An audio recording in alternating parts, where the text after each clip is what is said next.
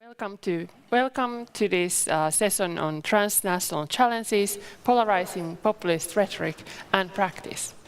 My name is Emilia Palonen, and I'm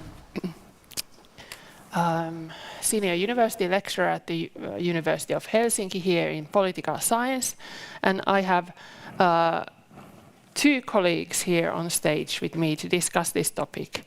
Unfortunately, our researcher Kinga Polynczuk-Alenius could not make it because in this precarious academic life that especially also our international scholars are facing, she received funding from the European Union for Poland, which is her native country, and moved there after her PhD and postdocs here.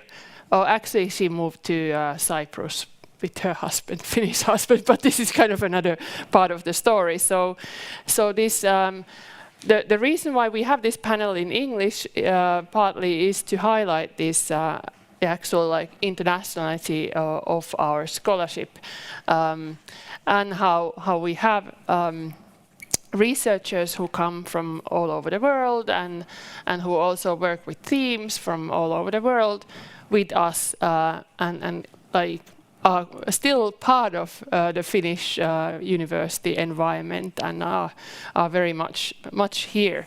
Of course, some do travel abroad and end up establishing themselves abroad as well, but we have these colleagues here. They are also, actually, I have to say, slightly being partial here, they are part of this research group that I lead called Helsinki Hub on Emotions, Populism and Polarisation, which is an interdisciplinary cluster for studying populism, and it has several externally funded projects, and some of the members are part of these projects or come with their own projects to this hub called Helsinki.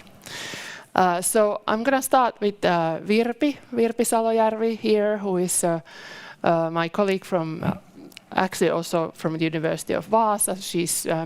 Her main affiliation is there, but also she's affiliated with us in Helsinki, and she's a scholar in communication studies and especially journalism, and she's been working on this theme of polarization for a long time in the context of Venezuela.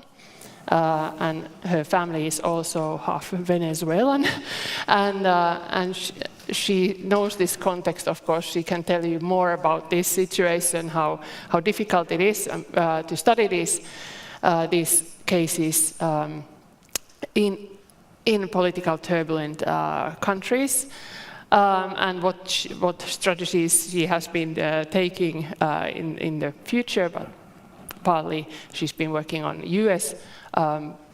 case and also on Europe now recently in our WINO project that ended recently, Media and Society program funded by the Academy of Finland. So I'm just showcasing this also that there is no binary here in this necessarily that we are also international, even if we are Finnish. And for Gwenaelle's case, you have also become quite Finnish over the years you have been working with us, and especially you have been working at the Swedish School for Social Sciences, and you're French of origin, but now currently your work is actually with the Swedish-speaking minorities in Finland, and Gwenaelle's work has been also dealing with Central Eastern Europe, and it's a really good example of this phenomenon that is transnational populism and polarization. So we do study this in universities as a transnational phenomenon, but also through these particular cases, and now hopefully we can let them speak with each other a bit. I'm sure that the audience has also been following what's been going on in Brazil, and after the change of president, a new president, Lula was elected, and Jair Bolsonaro has fled to the US, to Florida, where also a lot of the Venezuelan minority has been fleeing from Venezuela for different reasons. And so I wanted to ask you to reflect a little bit on this, Virpi, that what is happening in Latin America. You are a specialist in Latin American politics and communication. So can you explain to us a little bit of the stuff behind the scenes, and also with this context of Trumpism, because you have been studying Trump in the Latinx community in the US? Yes, thank you. Yeah, actually on the way here in the metro, I was just thinking about like the chains of consequences on a continental level, and because like in Latin America we've had this like continentally polarized situation where we have like Bolsonaro in Brazil as a president, but at the same time we have kind of extreme leftist governments and authoritarian leftist governments and in neighboring countries. And these both kind of have fed each other, because Venezuelans have fled Venezuela also to Brazil. So Venezuelan case has become important there, especially in the border region. And then at the same time in Colombia, it has affected a lot in Colombian politics. But then now when Lula won, but we need to remember that Bolsonaro still has a lot of popularity. He lost the elections, but it doesn't mean that he doesn't have a lot of popularity still. It was a very close. Yeah, exactly. Call. So we shouldn't forget that. And that also affects to Lula's politics in the future. But now kind of this, in one way, this extreme polarization within the continent has kind of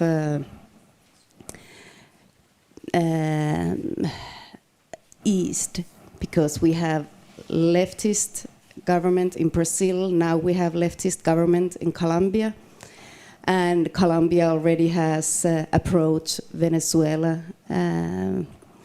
but then on the way, it was 20 minutes ride, so I didn't stop there, because then like the whole situation affects also the US politics, because like the millions of Venezuelans have, many of them have walked from Colombia, crossed the extremely dangerous rainforest, and walked and crossing the borders till the US, and where Venezuelans have become also an important topic.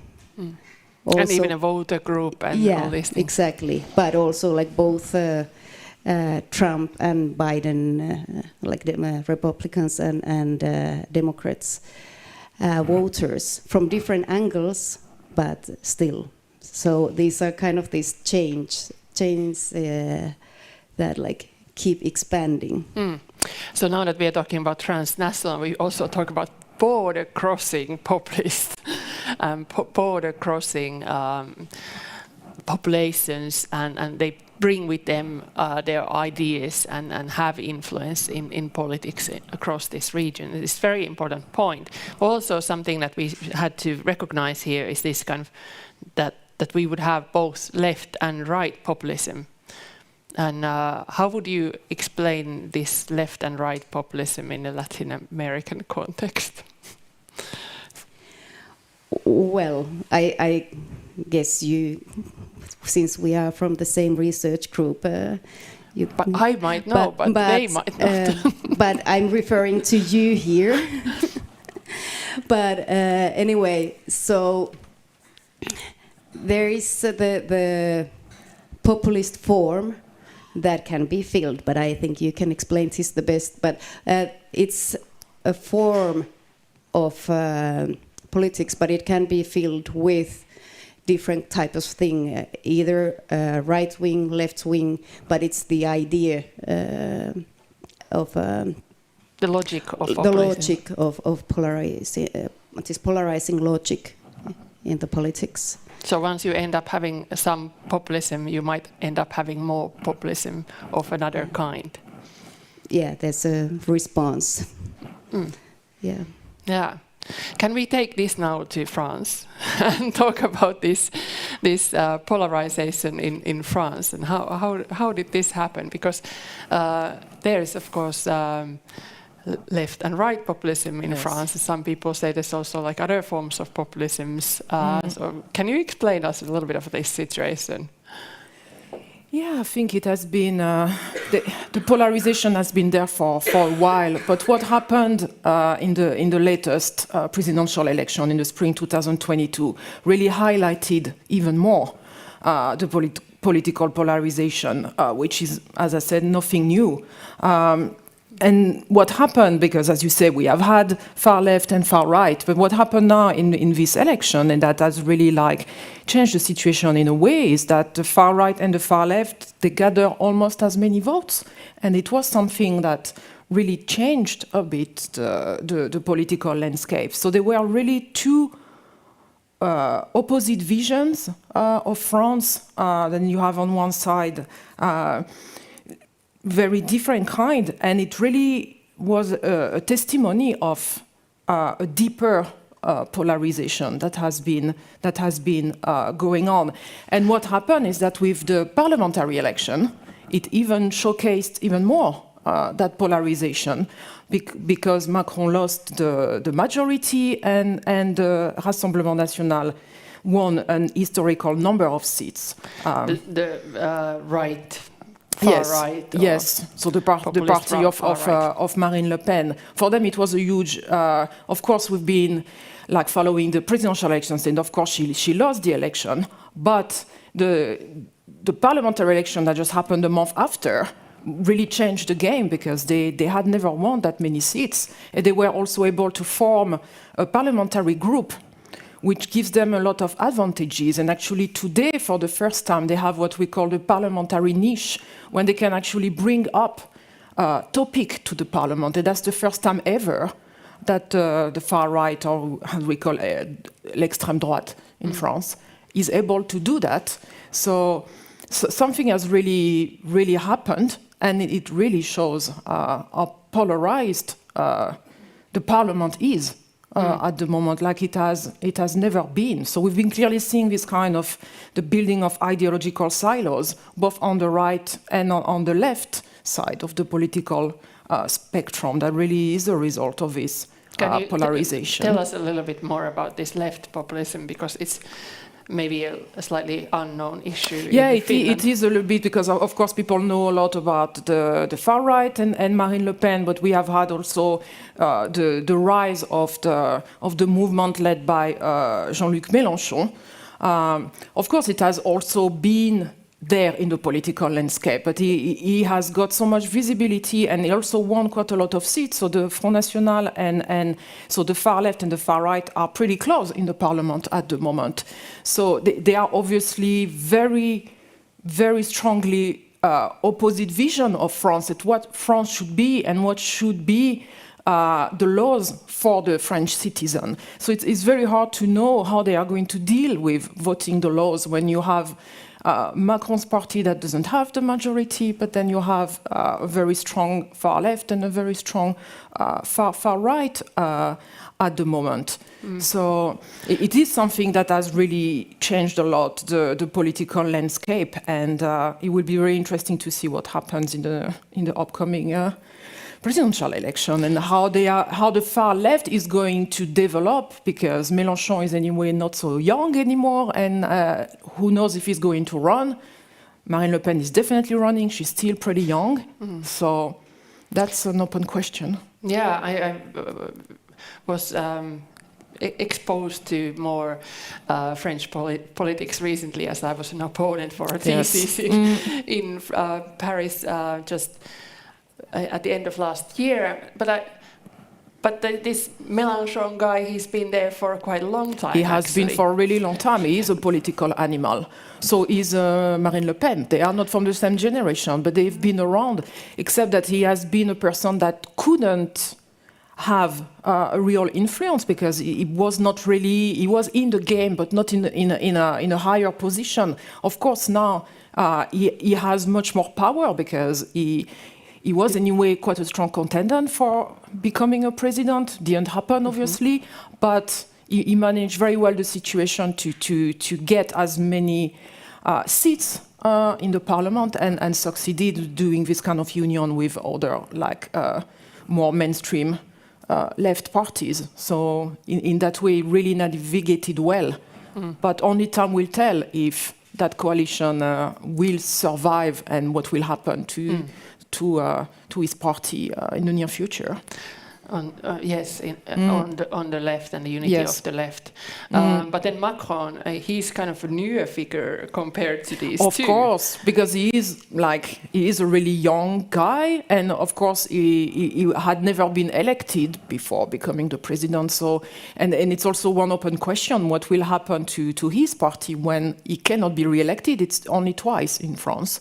So what will happen to his vision of France and to his party and the movement he had been creating? So, because at the moment it's quite divided, and as I said, he doesn't have anymore the majority in the parliament. So that might open the road for the more extreme part of the political spectrum, especially probably on the right, I would say. Yeah, there was already this Zemmour. Zemmour, yes. And yes. Yeah, but then who are these yellow vests that people have also been talking about as populism and this kind of movement from below? Yeah, so I've also been studying the yellow vests, and it was, of course, several years ago, but they are still active now. They will be probably a very strong movement because of the reform of the pension in France. So there will be more mobilization.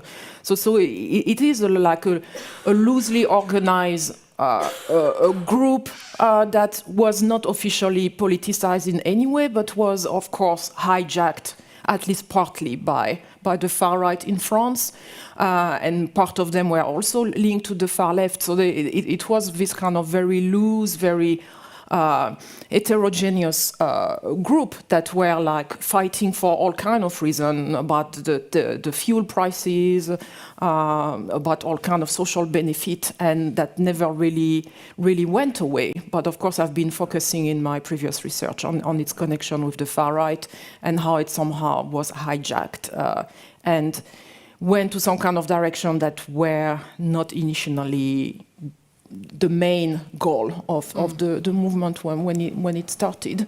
So several of the figures were linked to the Front National and to the Rassemblement National these days, and it turned on some level into xenophobia and a lot of like nationalistic rhetoric as well. And yeah, it's going to be interesting to see if there will be a resurgence of that movement now, and if it's going to be more going towards the far right or the far left, because I think both are trying now to capitalize on what is going on now in the parliament about the pension reform. So how are they going to negotiate this? It's going to be interesting to see in the near future.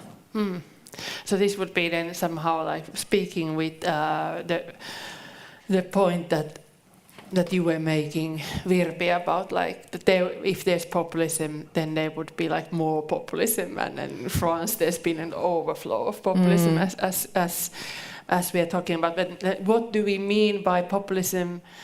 This, of course, is a really big question. Yes. Still, there are a lot of articles and books written about what is populism, and then we researchers, we disagree with each other. And with Marina, who is here in the audience, Marina Vlovic, I have been just publishing an article about populism, peopleism, nationalism, all these different terms, how how they are interlinked and how they can be confused. Yeah, and so here I suppose we would be talking about this somehow like generation of articulation of political us and then some otherness, and we would know what we are against, and there's like a strong affective way of like very emotional way of making this us and what we are not apparent, and then they would be opposing the elites in the case of the yellow vests, or just like the left and the right, and then when there's this left and the right that then tend to be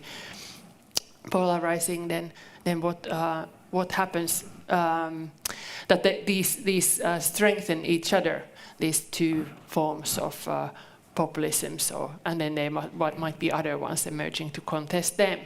So what are these? And this is like transnational border crossing, very literally, in the sense that Virpi you were talking about, and then also transnational as people are influenced by these figures. So Venezuelan populism has been, of course, an example for left populism. But how can you explain a little bit about this to us in terms of like left populism and its spread from Latin America and its transformations as well? Is it always the same, and when it spreads, is it the same thing that is spreading? The leftist populism in Latin America? Well, it's a big question. It's a question how far back in the history you want to go, because like in one way, populism was invented in Latin America because it was so prominent there already a long time ago. But if we don't go that far back, if we just keep to the 2000,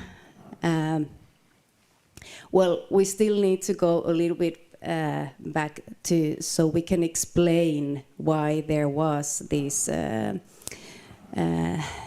why these leftist populist governments emerged in Latin America, like about 20 years ago. So we are talking about not just Venezuela, but Bolivia, Nicaragua, and other countries. So that comes to why it's the left. Then that's when we need to go to the 1990s, all the neoliberal policies, that because the 1980s in general in Latin America economically was a lost decade, and so the 1990s was also a difficult one, and so these international monetary organizations, they recommended these neoliberal policies in many countries, and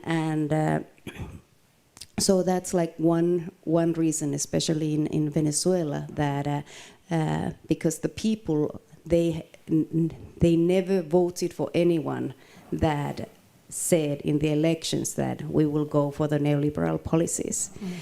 It's just that the politicians, once they were in power, they changed their mind, and they went with those this economical route. So that gave room to the leftist government, well, leftist parties, and not just that, but in other countries there's been like right-wing dictatorships, so there's always the swing to the other side. So that's why it was like the time for the kind of leftist politics. Also the end of the Cold War was there, so there's been like for many reasons leftist politics that often called socialism and communism, but not always didn't have to do anything about communism. It was enough that it was leftist politics. It was labeled as communism, which was like a bad word in the Cold War. So that gave like the swing to the other side, to the leftist politics. So that's why the content of these populist movements were leftist, and that's called the pink tide in Latin America. And then why the populist mode? Well, in Latin America, that's been in use already before. It's like especially like when one important factor in populism is that like the leader and the people, they feel the connection, and since there had been parts of population that have been left out of the previous societies, lower economical classes, leftist thinkers, and so forth, because there was economical polarization already before. In Latin America, that's the continent of economical polarization, way back. There are some people are poor, some people are with money. Yeah, but not just poor, but like extremely poor and extremely rich, and many of the extremely poor people, they can even see how the extremely rich people live, because they are the ones who go to their houses for gardening or as housemaids, so they can actually see all the luxury. It's not like completely separate worlds. But so when someone comes outside of the politics and says that I'm not like the other politicians that we've had and who have never even talked with you, really. They have never even listened to you, but I do. I'm different. So tell me what you want, what do you need? And we can do this together. And you exist, and I listen to you. Obviously, it appeals. It gives them hope. So this left populism emerging from anti-neoliberalism, and which in short for populism, it has also been understood as kind of simplification of difficult issues. But there is quite a good simplification, that there were a lot of people who had a lot of money, and then a lot of people who were basically serving them in different like service roles, and they saw the gap and they were disappointed. So of course that idea has been in this left populism in Latin America for a long time because of the structures of societies. And of course then what happens with these neoliberal policies also elsewhere is that this gap increases. When you increase the gap, then the potentiality for that type of populism that would be putting its finger in these spots also would be increasing. Yeah, I can add to that also that it's not just about talking about the division between the extremely poor and extremely rich, but when in the society there's this like really, really extreme points, also the middle class, they become divided. They start to think like slowly, like it's a slow process, but they start to think that I know these people, and they went for a vacation in, I don't know, Florida, Disney World. And we could never afford that. And these little things, the people that I've talked with that tell me about the 90s, they said they remember this, like it's not fair. like we live in the same neighborhood, so we should be more or less equal. And this is like the middle class neighborhood, but they have the money and we don't. And so this division kind of penetrates the whole society in this sense. And then there comes someone who offers to change this situation. Yeah. So has this been the same kind of thinking also in France? Yeah, if we take the example, of course, of the far right, of course, as we know, it has been there for a really long time in France, because there was first, of course, the figure of Jean-Marie Le Pen. Then Marine Le Pen came along, trying to also promise to be a different kind of figure, and saying that, yes, I'm not part of the political elite, I'm close to you, I can understand you, even if we know that she's a political heiress and comes from a very wealthy background, but like promising that she will be, like, of course, different and giving, as you said, easy solution to very difficult problem, and also trying to simplify the fact that if you feel disenfranchised, it is partly because they have all these immigrants coming and taking your job, and the politicians don't care about how you feel and how you don't have enough money to pay the gas and so on. So of course she's been playing on that kind. But at the same time, I think it started by appealing a smaller amount of people that were more on the fringes. But our strategy has been to try to attract much more people in order to access the higher position in power.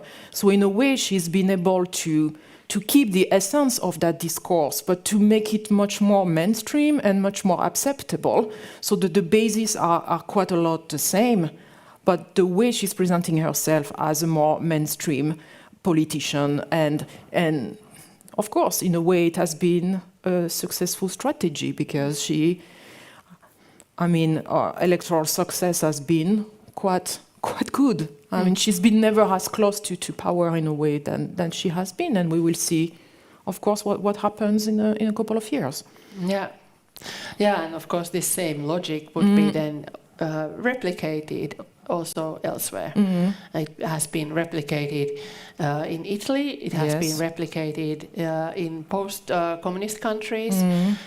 There also the question was about the elites, and the elites who gained a lot of power during in the aftermath of the communist regime, and how wealth was redistributed in a way in that moment, and how some people kept their power positions. So then something like Fidesz, for instance, have been like trying to sort of work on this new middle class who would be then taking up these populist undertones. Yes. And you were saying something about these immigrants being the source of evil in this, that they are to be blamed because... Yeah, because it's like she's always putting first like the national preference, saying that we should put the French people first, and that the EU is of course like something that is not especially good for the French people and so on.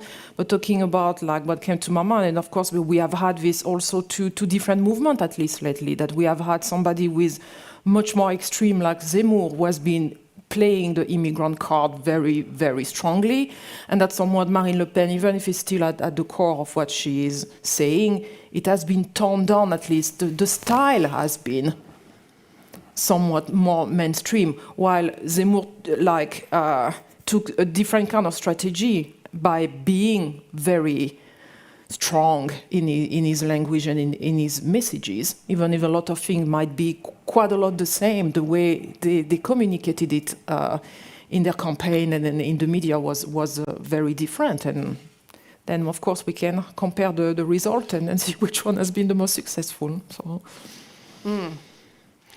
Yes. And these ideas then have been like mainstreaming racism, etc. Yeah, because if you take even like the theory of the Great Replacement, le Grand Remplacement, it's been definitely used by Marine Le Pen for a really long time. It's been used obviously by Zemmour, but also the traditional right also used it during the campaign. So there was been a mainstreaming, like it has been really diluting throughout. that this kind of xenophobic discourses have been clearly visible and has been mainstreamed quite a lot, and that is a worry. And does that show somewhere else in Europe as well? Can you give us some examples, and does it? I don't have any example on the top of my head, but I'd be surprised that they wouldn't be.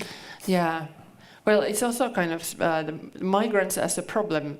That is obviously has been coming up here and there. Of course, and it has been mainstream in a lot of countries, obviously, as we know.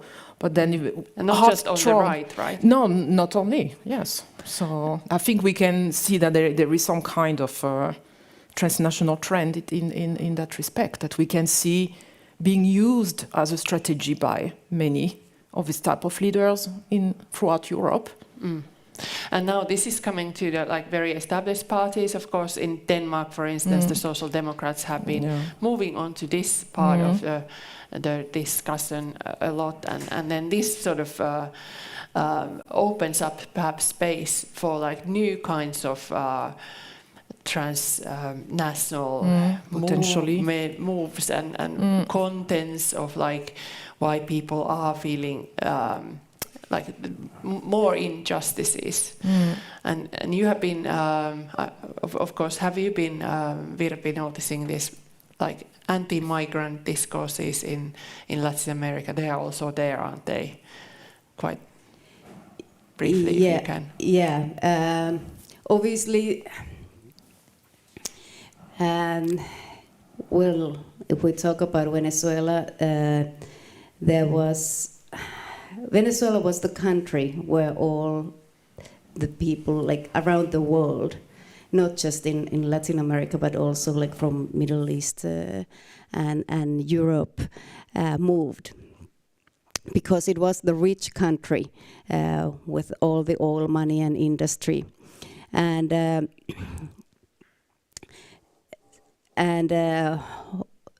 But it was mainly for example, Colombians that moved there, that were the poor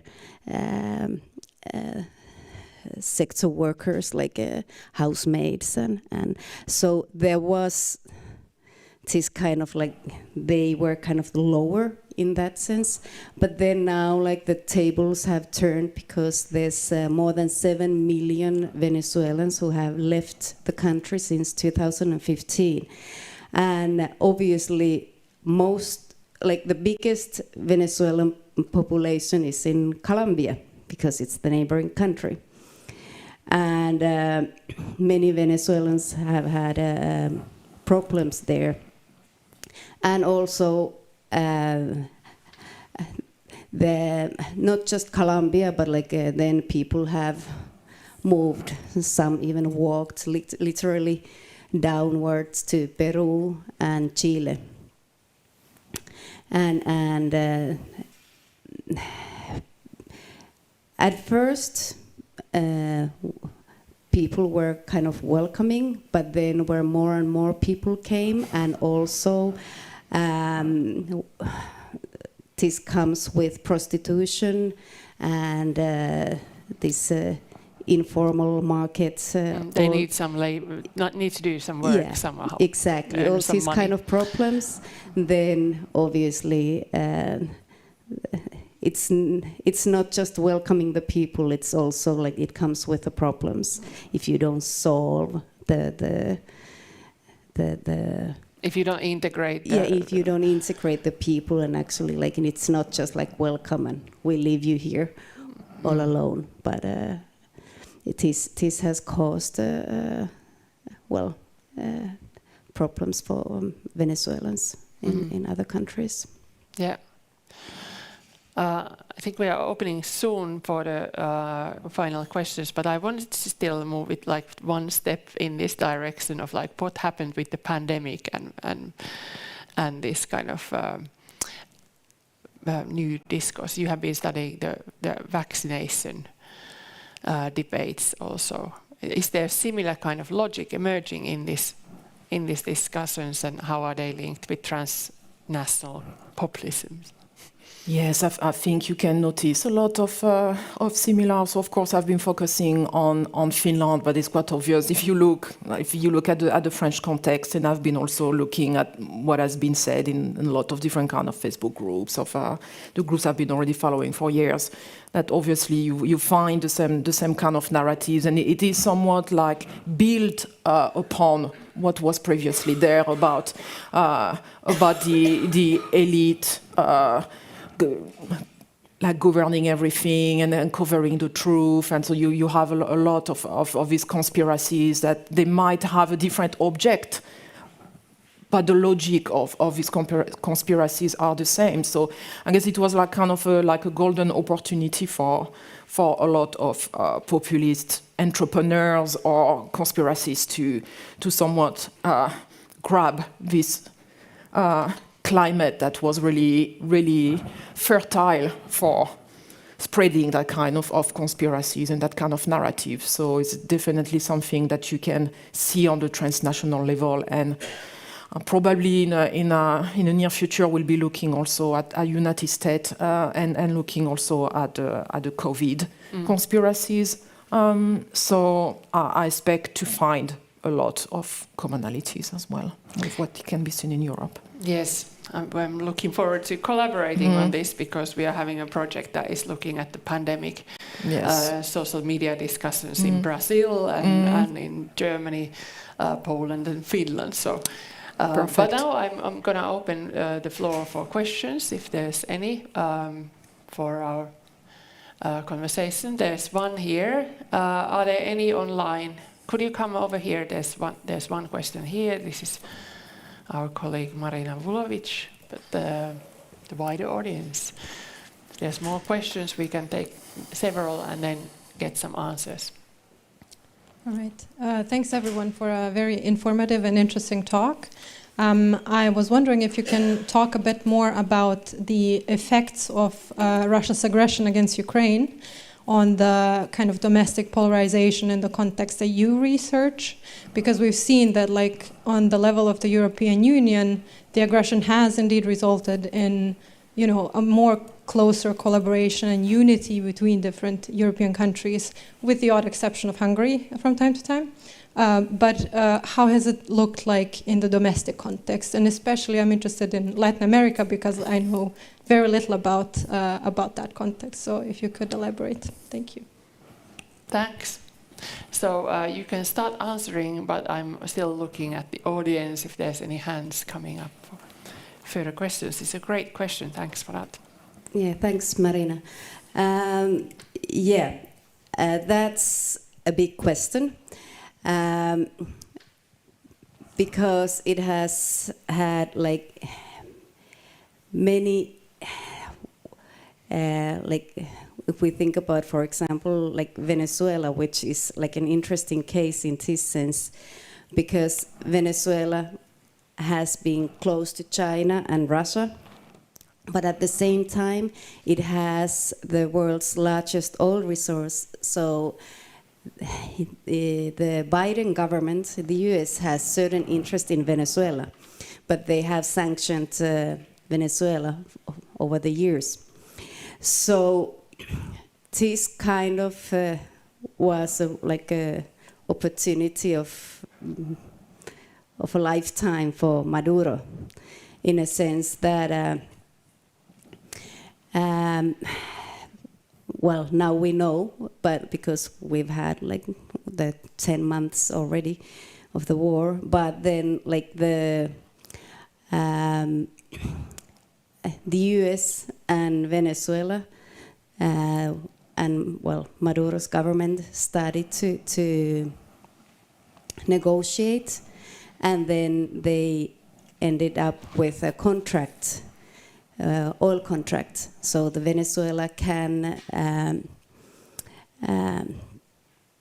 export oil to the US, which also has helped in one sense has helped the situation within Venezuela, because there's more money coming because of the sanctions. There's been like difficulties, but already a year ago, the situation, like economical situations in Venezuela, started to ease. But yeah, so, and because of that, it's like one consequence of like the US and Venezuela getting closer, then there's negotiations in Mexico between the one opposition of Venezuela and Maduro government. So there's like huge consequences of something that isn't, at first glance, doesn't have anything to do with Venezuela, like the Russia-Ukraine war. These type of things happen around the globe. Mm. Yes, so very anti-American government that the US is also opposing would be benefiting from this and legitimizing itself in a way. Yes, but at the same time, US has to think about its own internal situation. Mm.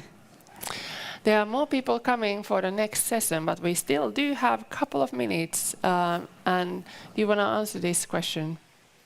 Very briefly, I mean, we don't really have so much time, but maybe I can take it a little bit in a different direction. What was interesting to see was how the far right and the far left would deal with the fact that they had some relationship with Russia. And it was interesting to see that, obviously, Marine Le Pen had quite strong link, and she got this big amount of money, this big loan from Russia. And also, Mélenchon has been always quite a strong supporter of Russia as a strong state. So it was quite interesting to see how they were supposed to deal with this heavy past. And somehow, it didn't really hurt them. Because in France, things pass very quickly. So there was not a very strong impact of their previous connection with Russia, and that was quite interesting to see. Hmm. So the impact, at least on them, was not very visible.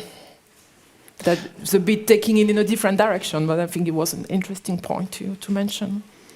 Yes, I saw this abstract for the brief for the panel, and we were supposed to be answering what are the whistleblowing moments of whistleblowing that we could be recognizing, and solutions that we can be offering to this pernicious problem of polarization. So, have you got any hints on this? You have 2 minutes. You have like less than 2 minutes. Yes. Maybe half a minute each. Go ahead, you can start. I mean, you pick up.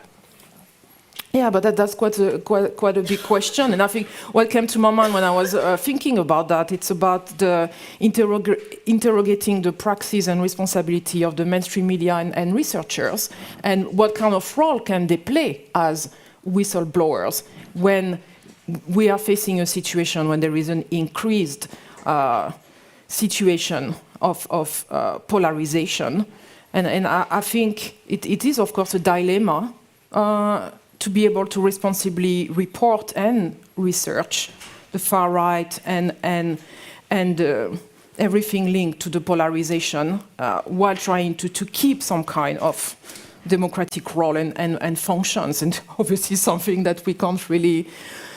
We would need another panel to discuss about that. Yes. And I think we should be also having another panel soon, because the media has been very much responsible for hyping populism and hyping this polarization. Absolutely. All the time. Yeah, so that's a very important topic. Research. Yes. So that basically, yes. What is the responsibility of the media for mainstreaming populism and populist leader and putting an emphasis on these processes, and what is their responsibility and their role. So obviously a very interesting topic that will probably need another hour that we don't have. We will have another one. Stay tuned. Yes. But we are not occupying this space for this discussion of the 1 future. minute. Yes. That was 1 minute over. Did you want to say final word? Yeah, obviously the whole media journalism thing, but like we need like 1 more hour or even more for that to discuss. But then I would also like to mention the grassroots sector, the NGOs, that shouldn't be forgotten. No. As a solution for this Yes. problem. Yes. That's a pretty important Excellent. one. Thank you very much. Thank you for the audience that was here from the start. And I'm going to leave you to the next session. Nice to see more faces here. And thanks for the question. And stay tuned with our Helsinki activities as well. Thanks for Tieteen päivät organizers for inviting us in and organizing this session. Thank you.